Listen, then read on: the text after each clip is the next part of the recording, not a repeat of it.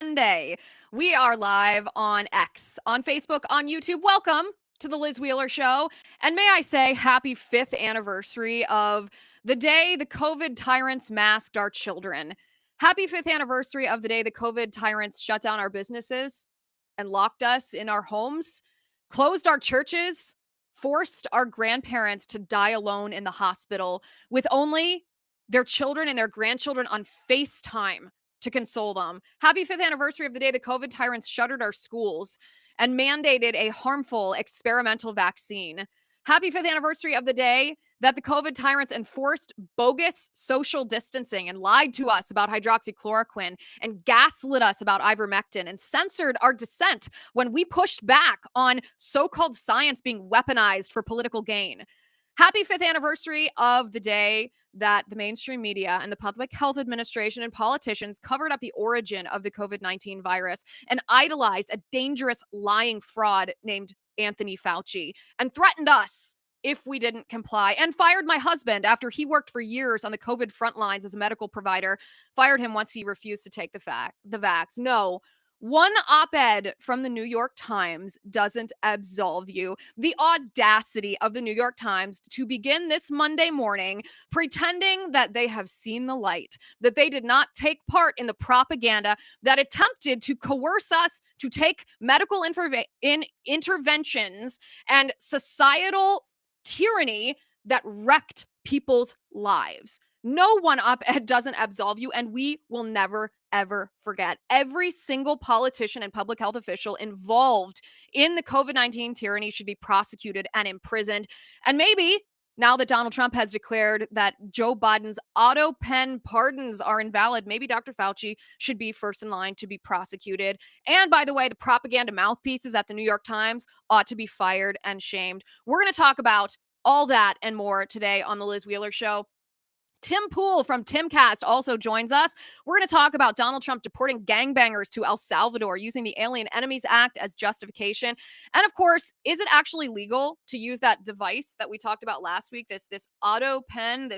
It's essentially a forgery machine to make it look like the president's signing something when the president himself is actually not signing something. Is that legal?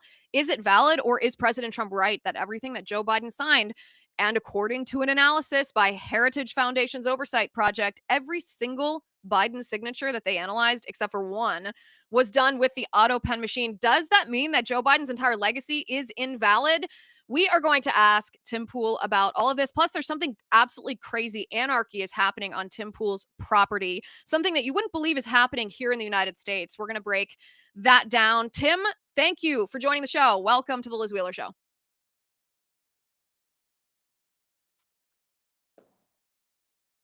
How's it going? All right, Tim. Good to see you. Good to see you. Thanks for being here today. All right, let's start with this New York Times piece. I find it in my heart.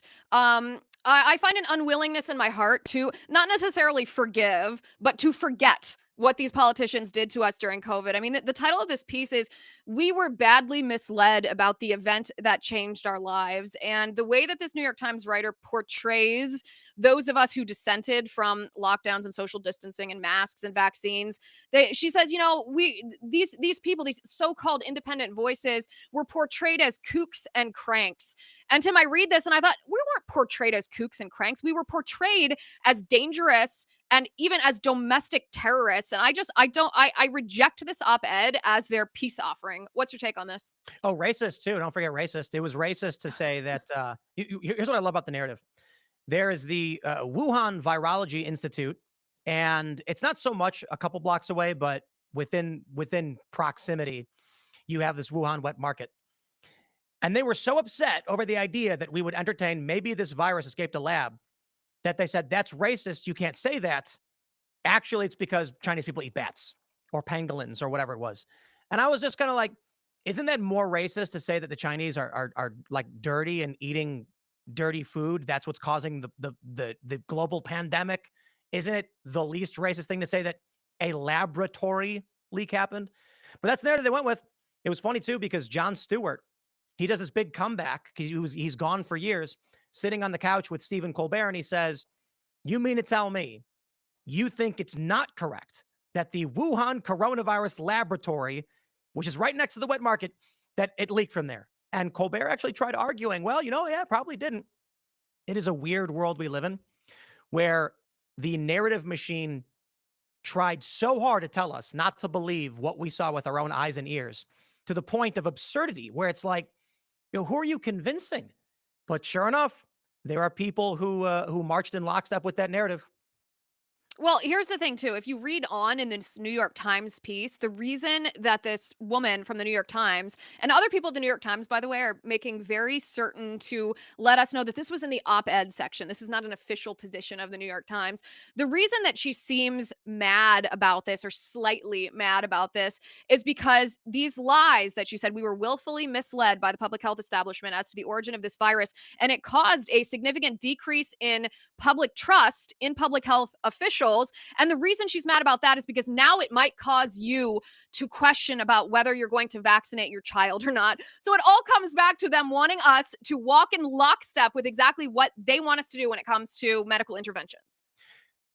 At the time too, everybody was arguing some form of conspiracy, and it's because there was no way for there not to be.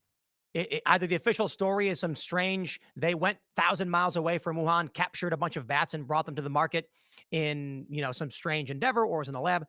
And the issue around trust and vaccination, I was saying, if they came out and said this was a bioweapon that was made in the lab, I'm sure a lot of people would run to get vaccinated. So it was really weird how they didn't want anyone to believe that, but they wanted everyone to believe that it came from bat soup, or was it a bat, or was it a pangolin? I don't remember what the animal was, but the whole thing was, I would say, chaotic, maybe in line with anarcho tyranny, which is what we've seen in the streets with all the rioting. Same year, by the way, that they enforce the law against law-abiding people, but don't enforce the law against the criminals. Much in the similar way, they have the absurd narrative go wild and then punish anybody who challenged the fact that their narrative made no sense and they didn't want to abide by mandates or lockdowns. Well, I don't think that we have ever seen in our lifetime a crackdown on voices like yours and voices like mine who are independent voices on social media, on platforms that are not supposed to be publishers. I have never experienced a crackdown on any topic the way that I did when it came to me saying, well, is the World Health Organization accurate when they say that there's a 3.6% case fatality rate and that everyone's at risk? Are we actually facing the threat that they say we're facing? Is it smart to take a vaccine that is a novel technology that hasn't been tested? Does everyone need it? Have we analyzed the side effects? Are masks actually something that we need to do? Or is this something that our public health establishment, the scientific world, has long discounted? These are actually, if you step back from American politics, not even that controversial of takes. And I've never seen the censorship industrial complex drop down on us the way that they have. And my question to you, because I think that there have been two topics in our country in the past 5 years that have caused people who were either on the left or in the center to become more right wing. One of them is COVID. The other one is the summer of rage, the Black Lives Matter riots. How eye-opening was this to you? And did it cause you to question the public health establishment in a way that you had never before, especially when it comes to something like vaccines, which are supposed to be untouchable?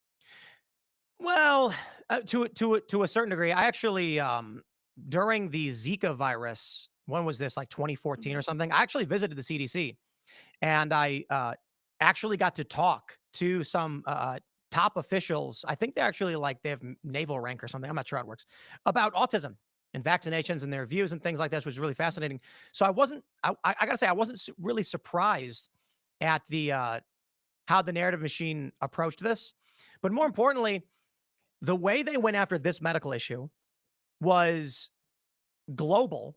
However, when you looked at Twitter's policies and Facebook and YouTube's policies on misgendering, also incongruous with reality.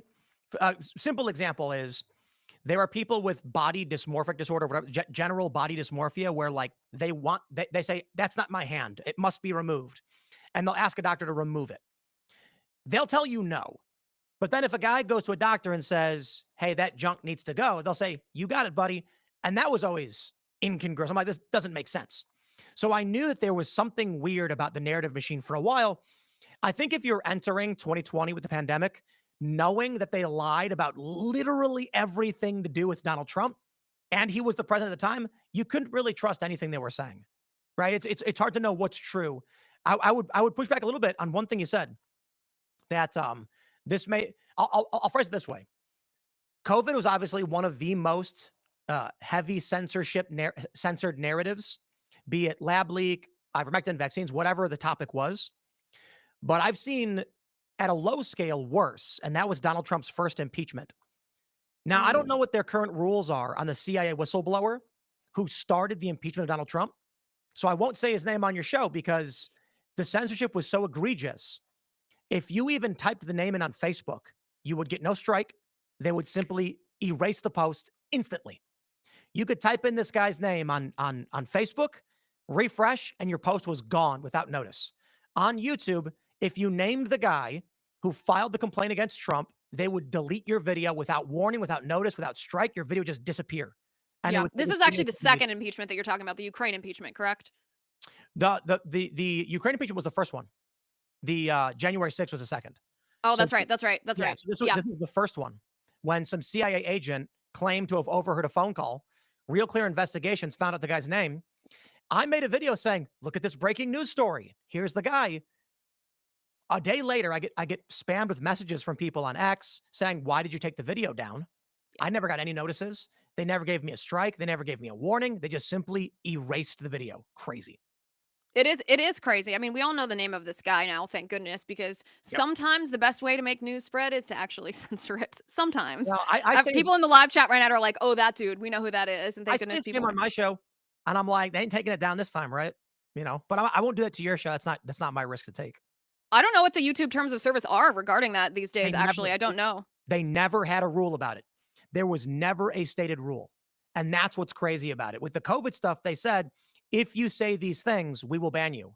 But with this guy, CIA agent, Silent. yep, just they would Yep, take it down. well, it's like the Hunter Biden story, right? There wasn't a rule on Facebook and on Twitter at the time that you couldn't say something about Hunter Biden or a laptop. They just decided unilaterally that we were not allowed to talk about something that they had obviously falsely labeled as Russian disinformation. So back to COVID for a second, though. So there are some people who, because it's been 5 years, they're like, "Oh, we need to move on. We need to be forward facing. We're going to have some reforms. We're never going to face that again." And I fundamentally disagree with this mindset, not because I'm against forgiveness. I don't actually think that forgiveness is the same thing as political redemption. I think that one's personal and one is not, one is public. I don't understand actually why we have not had a reckoning in science at university labs, at the CDC, at the FDA, for politicians who supported this stuff. I mean, I don't say this just to get retweets or to be hyperbolic. I truly think that the people that propagated this, from Fauci to Peter Daszak at EcoHealth Alliance to everyone who was involved in pretending that they weren't giving US taxpayer money for gain of function research, which was banned, and then giving that grant, that sub grant, to the Wuhan Institute of Virology for the express purpose of experimenting on bat-derived coronaviruses to insert little pieces of DNA in it to make it more transmissible to humans, and then lying. I don't understand why all of these people aren't in orange jumpsuits and being marched towards prison.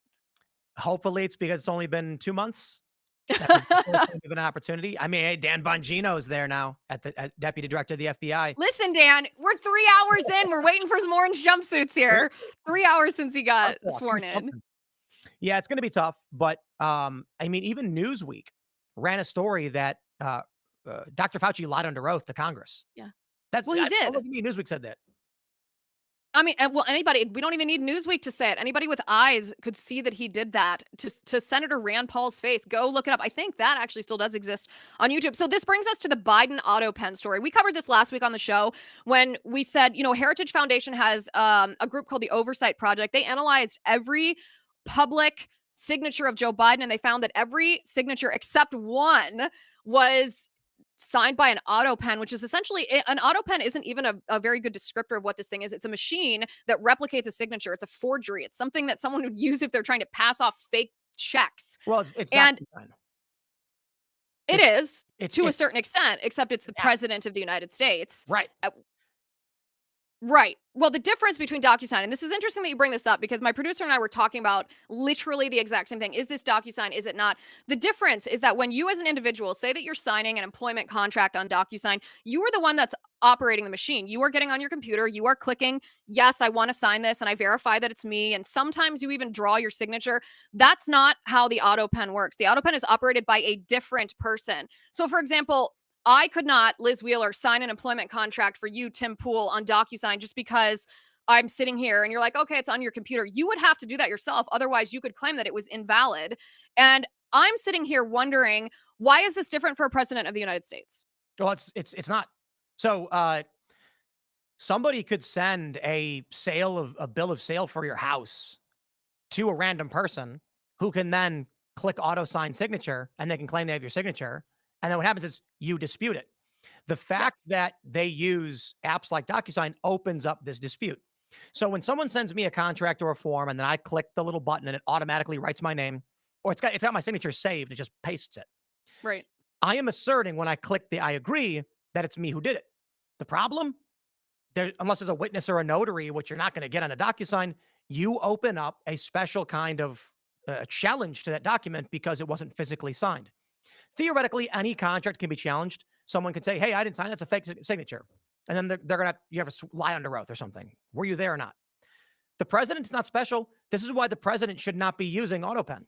Now, I think in some circumstances Obama did and Trump did as well, but they were limited.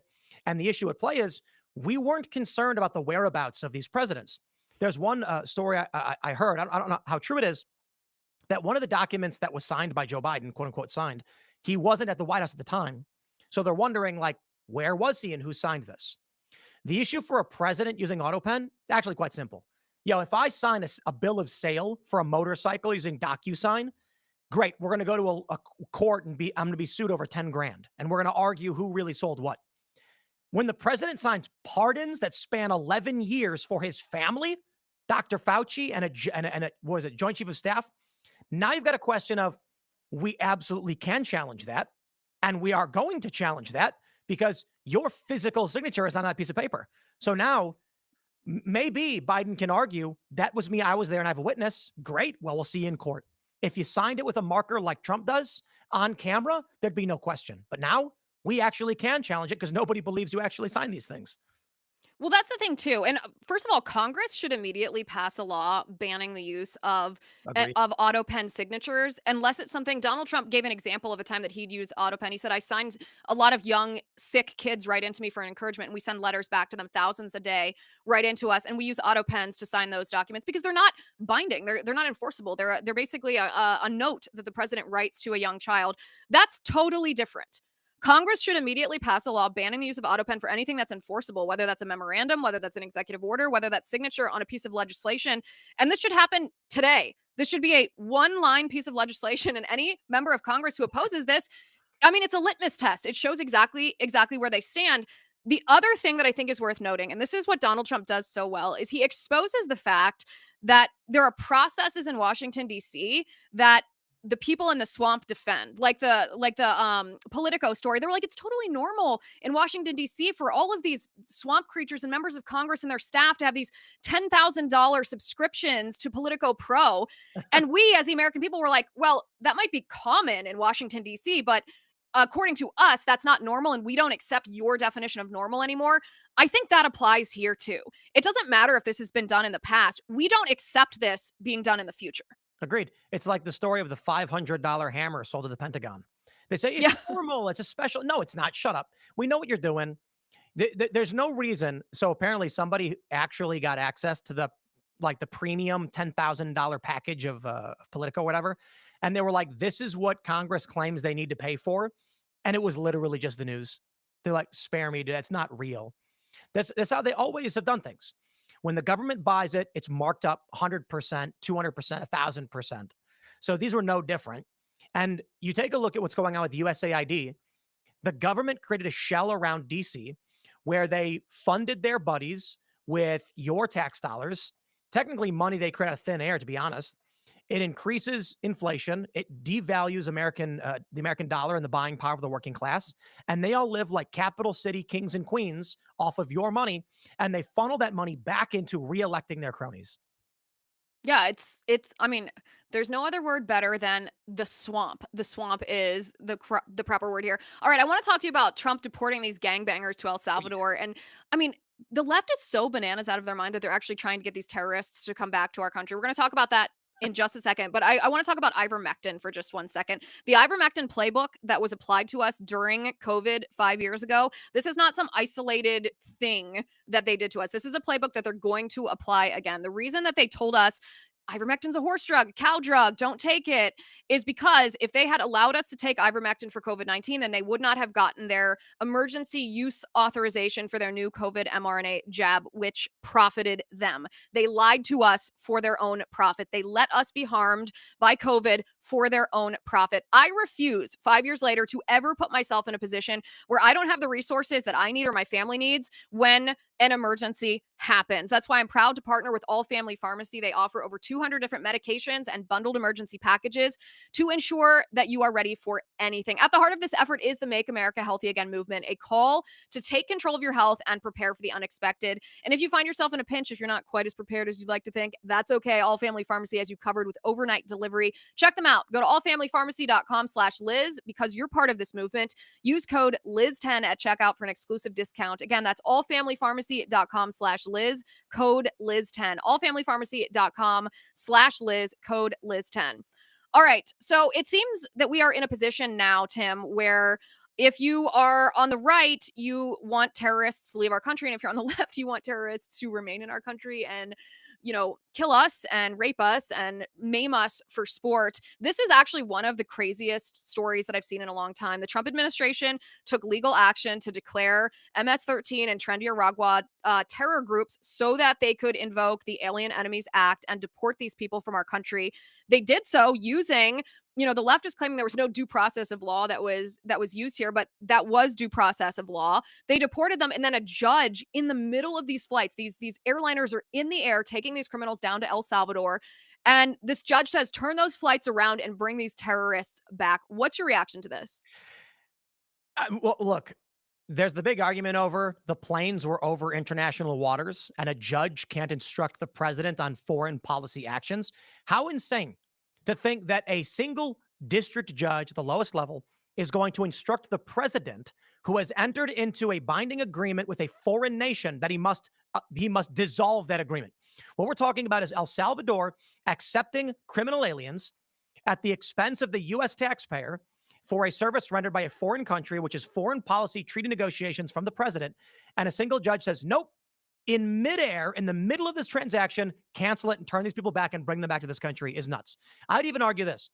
They're saying the big question is whether or not the planes took off before or after the judge's ruling. And the Democrats want to argue the planes were on the ground and Trump rushed them out before the judge could issue his ruling.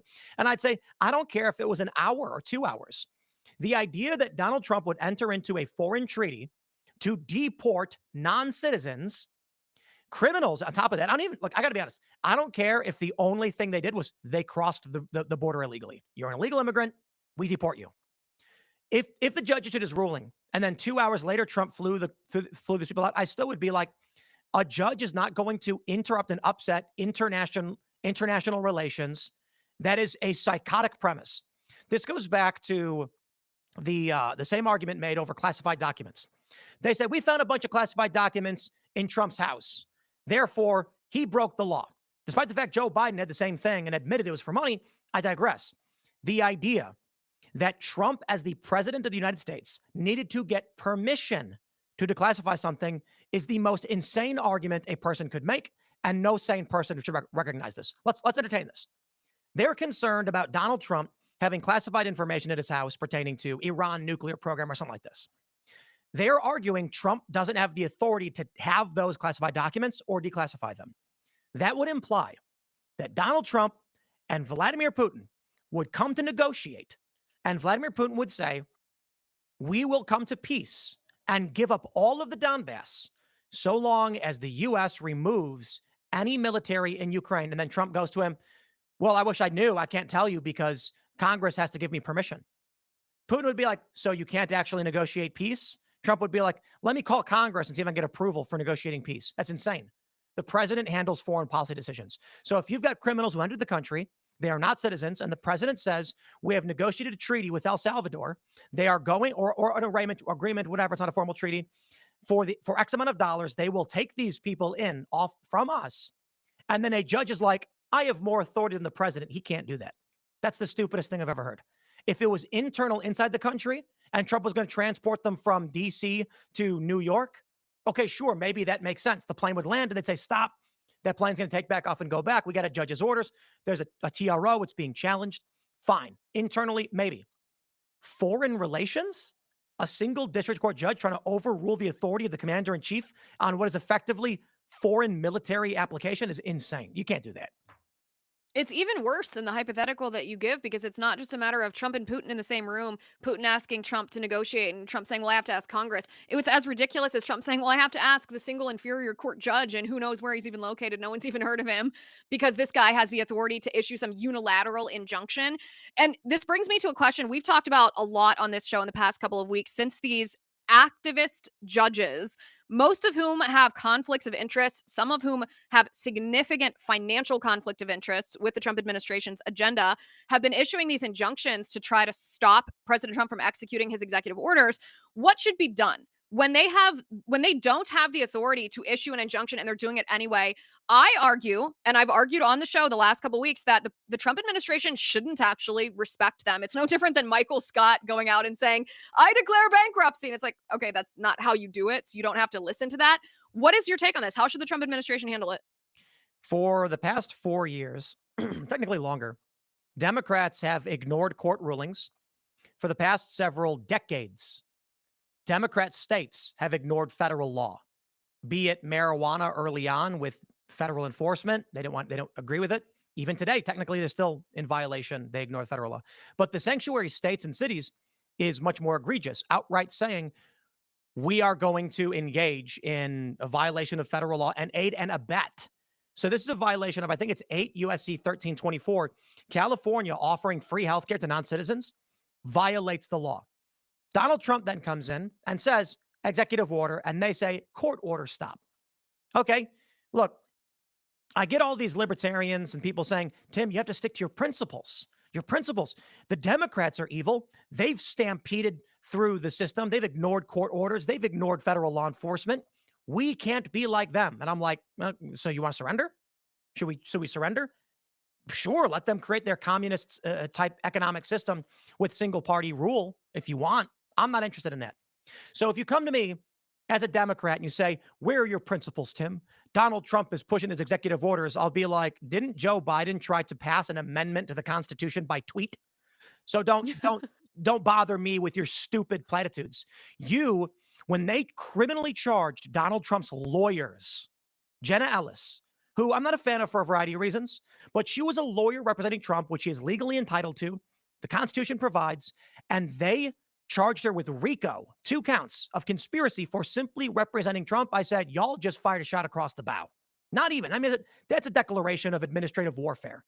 So now I'm just like, I don't care, Trump, do whatever you want. As far as I know, there's no rules anymore, and the Democrats are the ones that started it. Yeah, I largely feel the same way, because I don't feel obligated in our society to adhere to tyranny.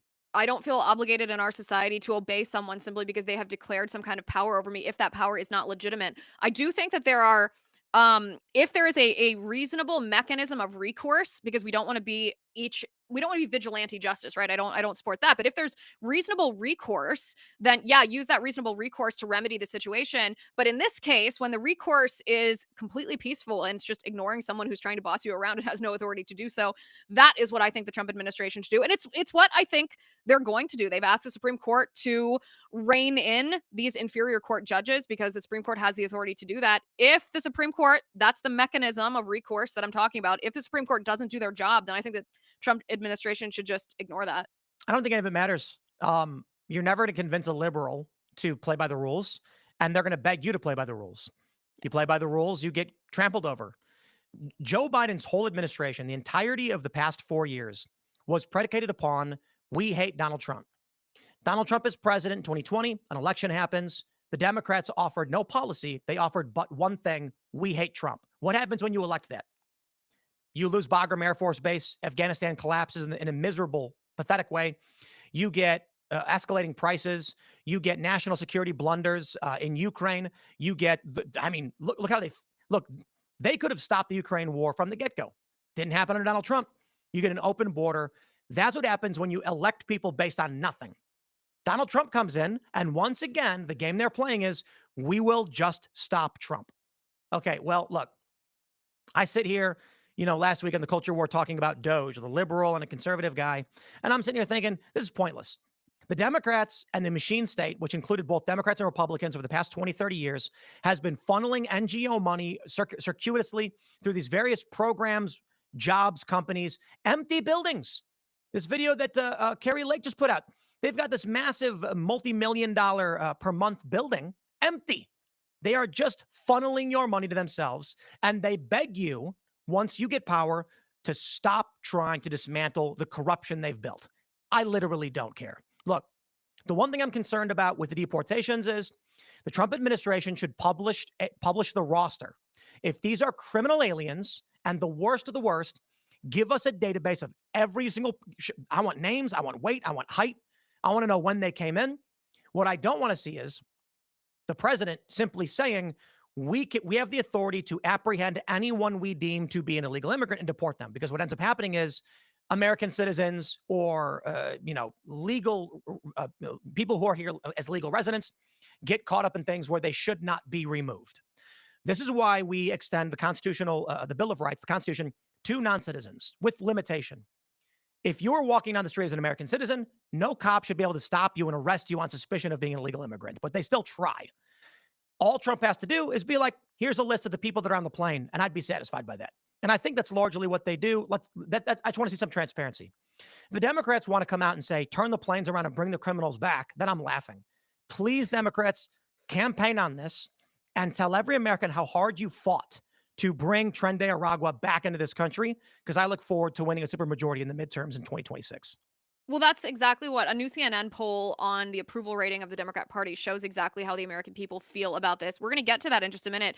But this general lawlessness, and it's not just something hypothetical, it's dangerous, it is harmful to our personal lives, has been happening to you personally too. And that's actually why I texted you and said, "Hey, can you come on the show today, because I want to hear about what's happening on your property." You tweeted about it, it went viral.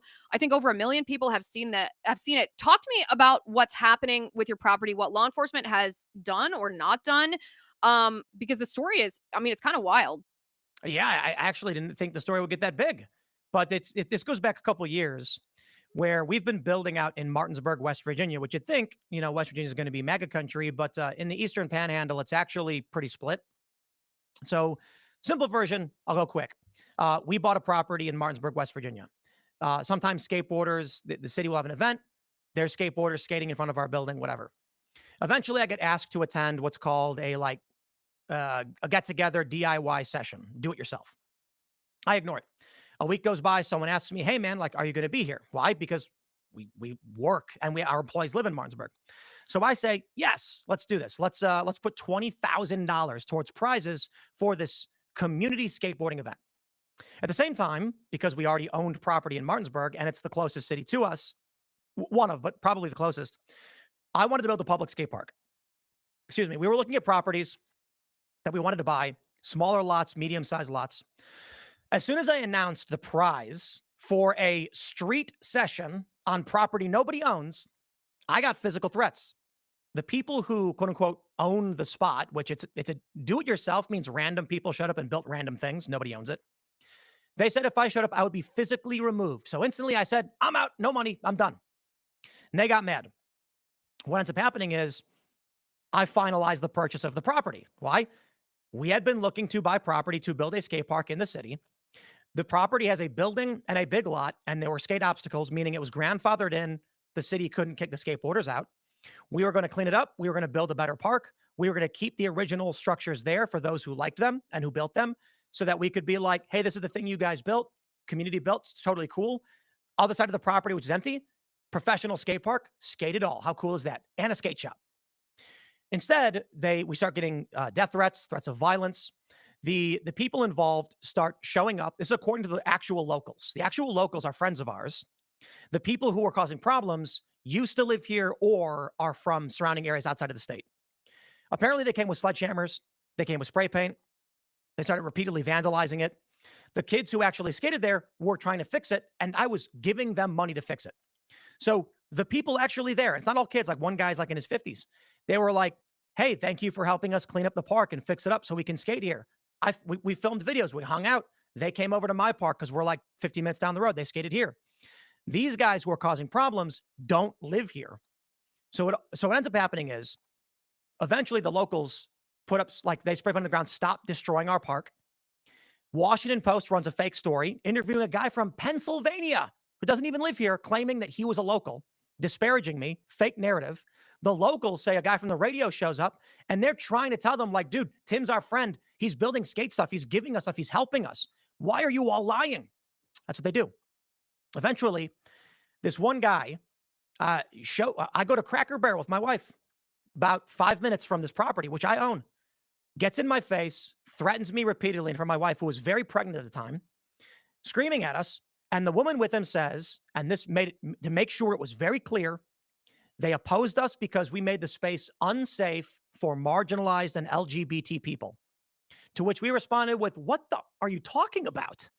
We were building a skate park that was open to everybody. We never put up signs kicking anybody out.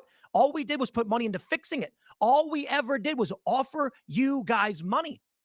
The problem they had with us was 100% political. When we offered $20,000 in prizes to local skateboarders, pro skateboarders from around the world who I know hit me up saying, this is the coolest thing ever. You rock. Thank you for investing in skateboarding. And these guys who aren't from here said, we will physically remove this guy if he tries to show up, despite the fact we owned property next door and I was already in the working towards buying this. The dude, this is really funny. As they're telling us this, screaming in my face at a Cracker Barrel, the guy threatens me several times, physically threatens to inflict great bodily harm on me. He's like, you bought it from us just to screw us over. And I said, how long does it take to buy a property? And he goes, 30 to 60 days. And I said, and how long after I said I was going to fund the park did the property belong to me? And he's like, a week. And I was like, so how long was I planning on buying the property? These people are psychotic. The real issue was when it was owned by people who didn't live in the state, because the property was basically just abandoned. It was owned by some old guy. He dies. His wife inherits it. She dies. The kids inherit it. The kids, very nice. They said, by all means, you can buy it. We bought it off them. When it wasn't really looked after, this random dude could do whatever he wanted there. And that meant, who knows what, untoward things or otherwise. So ultimately what ends up happening now is this. I get a call from the city and they said, you need to post no trespassing signs. We want to kick everybody out. He said, there's a homeless problem. There's human waste. There's just all sorts of bad stuff. And the people who are there are stealing from other people. And I said, we are trying to sell the property now. We don't want to be involved with what your city's doing because the county's actually working with the guy who threatened me. And I was like, you guys want to work with that guy? By all means, you do whatever you want. I'm not involved. Okay. But if you think I'm going to go and evict the people who are skating there so that y'all can run headline news blaming me for what this guy is doing, and it's not going to happen. And so what they want me to do is tell everybody they're not allowed to be on the property anymore. As soon as I put up signs, the city said they're going to just remove everything and everybody. And I said, that's on you guys. If you've got these people in the city that are causing these problems and nothing gets done about it, I understand to a certain degree, like what can the police really do? Then other than I put up a sign banning everybody from it, then you guys can go public and say, we are shutting this down. Okay. And then we'll talk about it. But the worst thing, this is what the left wants. And I'm not being cute and I'm not being condescending. And this is not meant to be analogous or hyperbolic. Quite literally, these leftist skateboarders say things like, quote, skateboarding should not be a sport. They say skateboarders should not make money. Skateboarding should be an outcast endeavor. They want to create a world where if you want to skate, rollerblade, scoot, BMX, or whatever, you should be shunned by society. That's what they want. So the real issue is when I come in and say, it's an Olympic sport, we want people to be able to be professional athletes, same as they play baseball, hockey, shot put, whatever it may be. We want kids to have fun. We want it to be safe. We want families to have barbecues at the park. They say, no, that's right wing, that's fascist, that's white supremacy. They want drugs, feces, crime, and vandalism. I'm not exaggerating. I am not being hyperbolic. This is what they have done to the space. They have completely made it unusable to the point where the city gave me effectively an ultimatum. We will enforce violations against you unless you shut it down. And I said, I want you guys to say it. So they're supposed to call me back and figure out like a final plan or whatever. But they said, we're going to enforce like a violation against you of some sort. I say, okay, let's see what happens.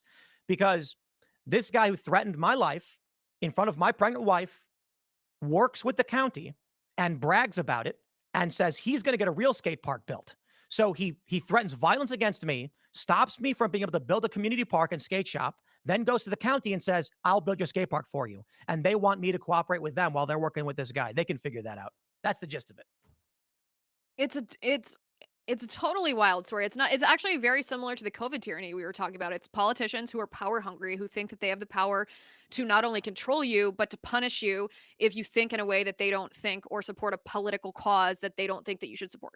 Well, I don't know if there's any politicians directly involved right now. The city's attitude is largely don't know, don't care, deal with it. And the real issue is leftist individuals, quite literally, they told me to my face, you guys, their cohorts have expressed this in no uncertain terms. We made it unsafe for marginalized and LGBT people, which we never barred from the park. We never even commented on or about. They vandalize property and destroy it.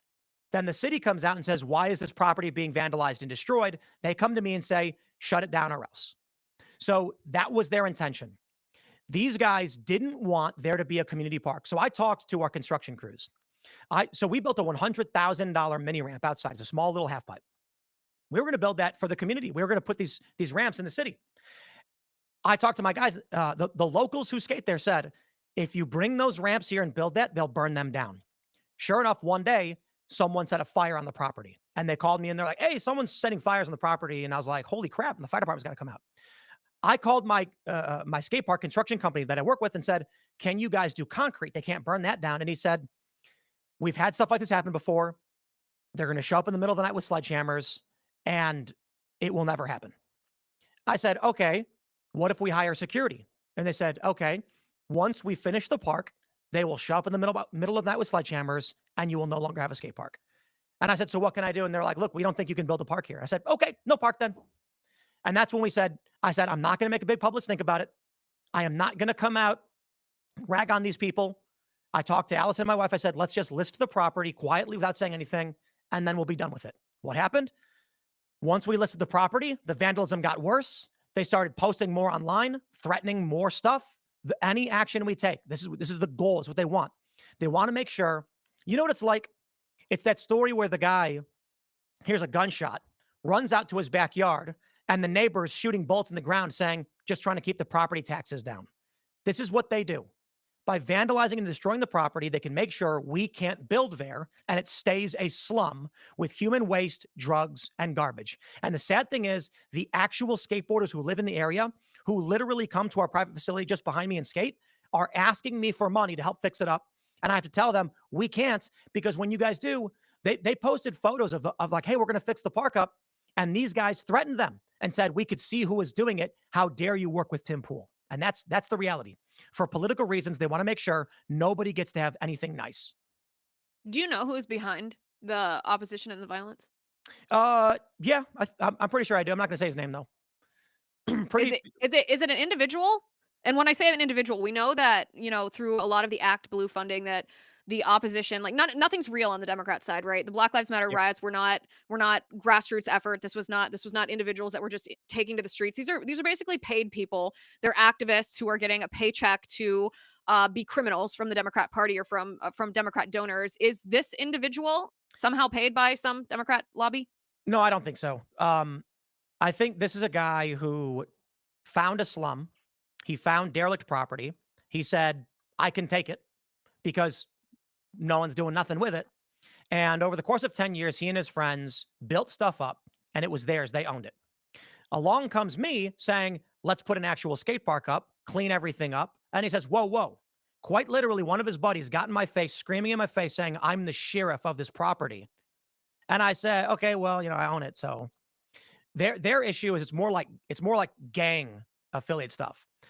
However, their principal opposition to the funding was for political reasons.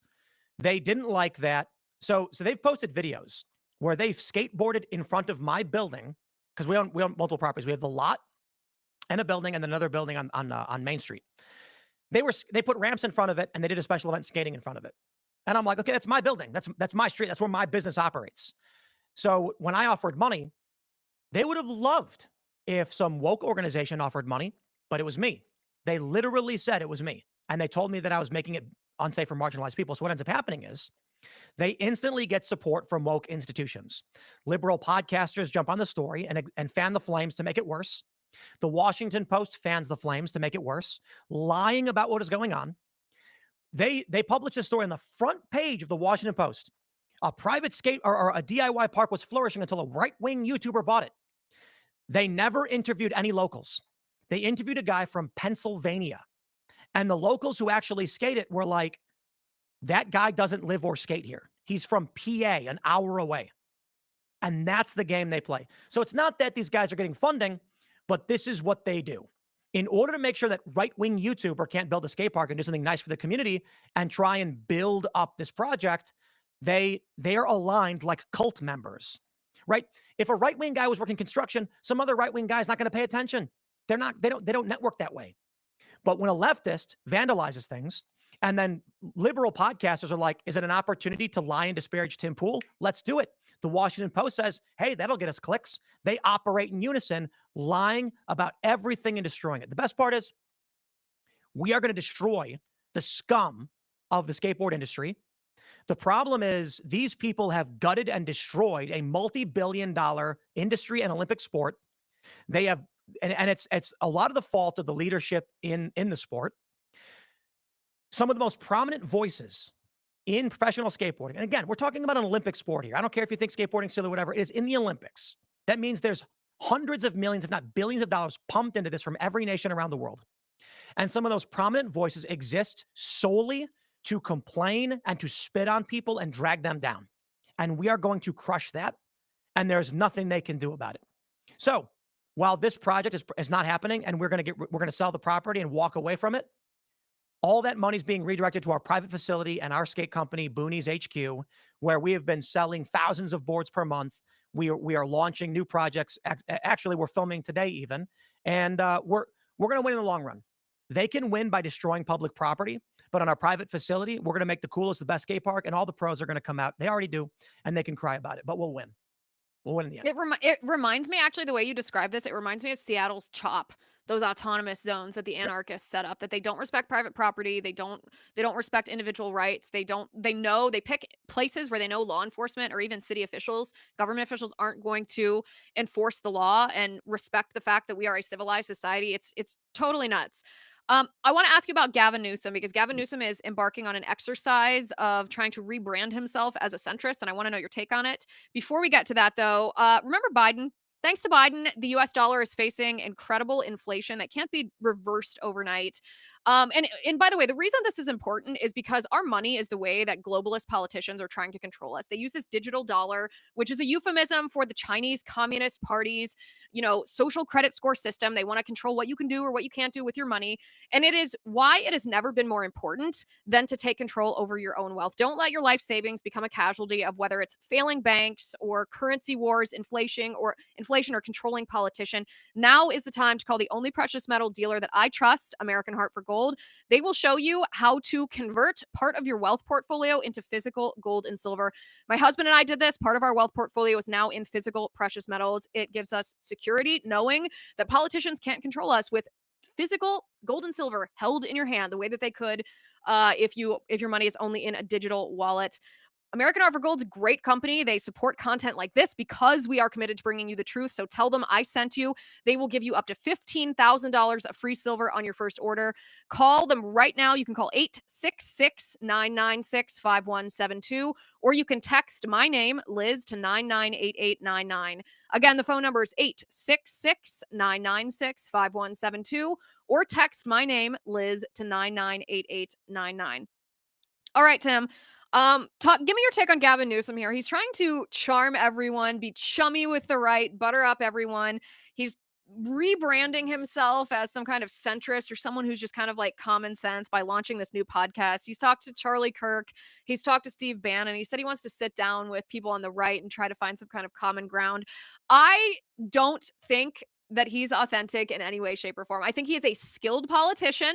I worry that his exercise will be effective because as skilled politicians are, sometimes they might have a charming personality and they might be able to convince people. However, I was delighted to see a new poll that said that Gavin Newsom's new podcast has resulted in his favorability among liberals declining from 46% to 30%. So his effort to portray himself as a centrist has lost the fringe of the Democrat Party. And while some Republicans agreed with his stances, overwhelmingly Republicans viewed him as insincere, calling him fake or pandering.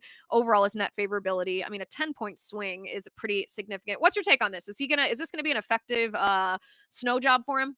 Yes. I think we can tell that he's full of it, that he's trying to moderate.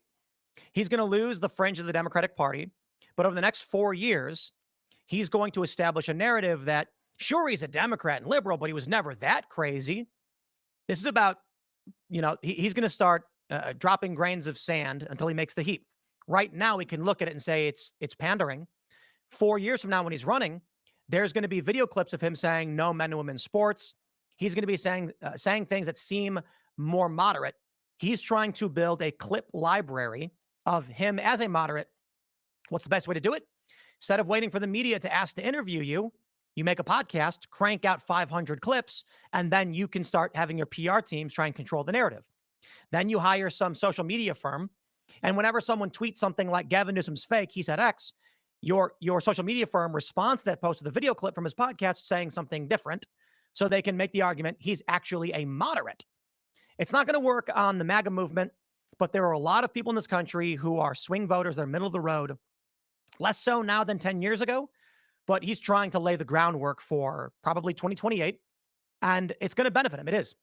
Look, there's no way we'd sit here and argue that if Gavin Newsom launched a podcast and went as far left as possible, he'd benefit himself.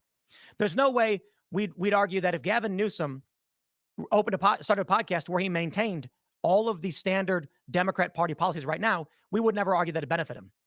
We have long argued the only thing Democrats can try to do right now is moderate. You're never convincing a conservative. Democrats are going to get mad, but the Democrats are losing anyway. NBC News has Democrat Party approval at 27. CNN has it at 29. So Gavin Newsom's probably like, who cares what Democrats think? You got to carve out a new space. Otherwise, you'll cease to exist. It's going to benefit him. 5 years ago, I was a resident of California. I lived in San Diego, and I was locked down in my home. I had to take my press pass with me in the car if I left my house because we were worried, thanks to Gavin Newsom's lockdown orders, that we could be stopped to see if we were essential personnel out on an essential critical mission. I walked to a park. I was pregnant at the time. I walked to a park about half a mile from my house. It's not a playground park. It's a big grassy hill. I was nowhere near another person, and police officers on ATVs came up to me, kicked me out of the park. It was 70 degrees and sunny, to tell me that I was violating social distancing orders. Restaurants were shut down. People's businesses were destroyed. Our churches were shuttered. Gavin Newsom once made it a crime for a nurse to, quote unquote, misgender an elderly patient. You can go to prison for that. He made it a crime for waitresses to offer plastic straws to customers if they didn't ask for those plastic straws.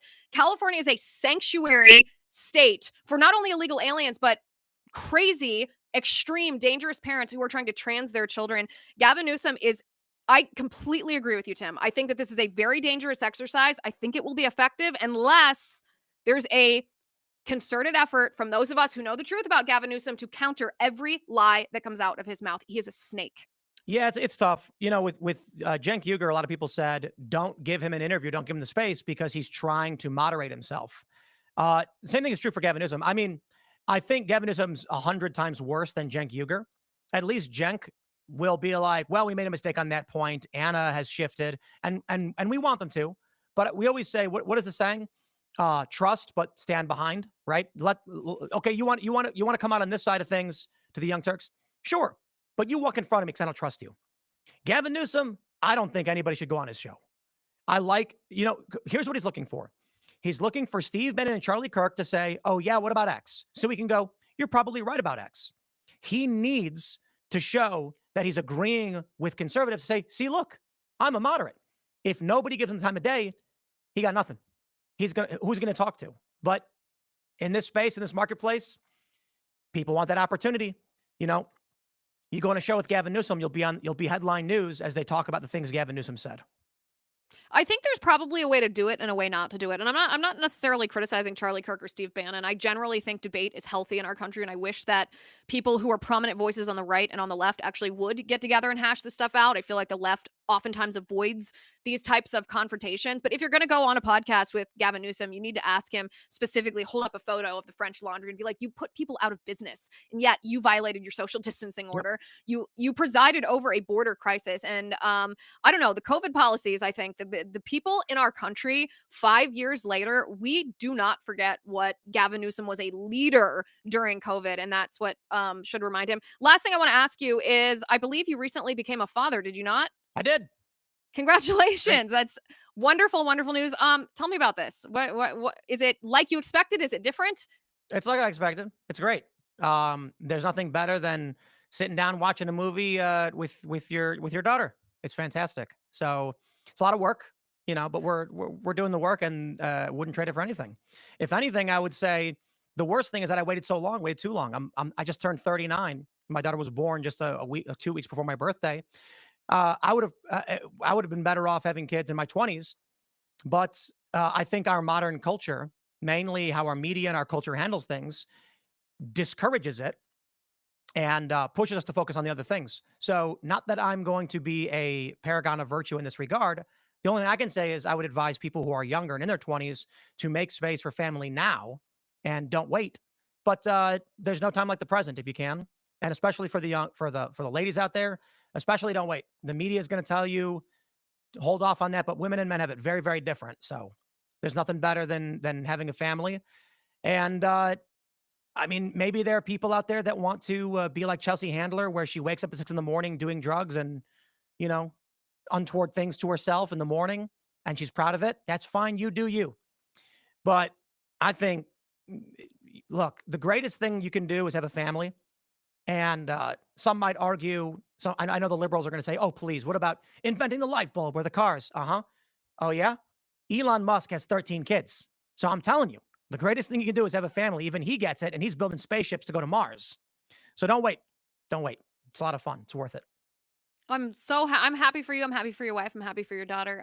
Listen, it truly is a wonderful thing. I echo everything that you said. And by the way, to create or invent incredible things, machinery in our society requires that we create the people that actually create it. So there you go. All right, Tim, thank you for being on the show. Thanks for telling us about the story of the skate park. That's still such a wild story. Everyone, you know where you can find Tim. You can go to Timcast IRL, and you can find him on almost every streaming platform that you can possibly think of. Thanks for being on the show today. Thanks for having me. All right, guys, make sure you are subscribed to The Liz Wheeler Show on YouTube at youtube.com/Liz Wheeler, on X at x.com/Liz_Wheeler, on Apple Podcasts, on Spotify, and wherever you find your podcasts. Also, if you could leave us a 5-star review or a 5-star rating and a glowing review, I do read those, and I appreciate each and every word. We will be back same time, same place tomorrow. Thank you for watching. Thank you for listening. I'm Liz Wheeler. This is The Liz Wheeler Show.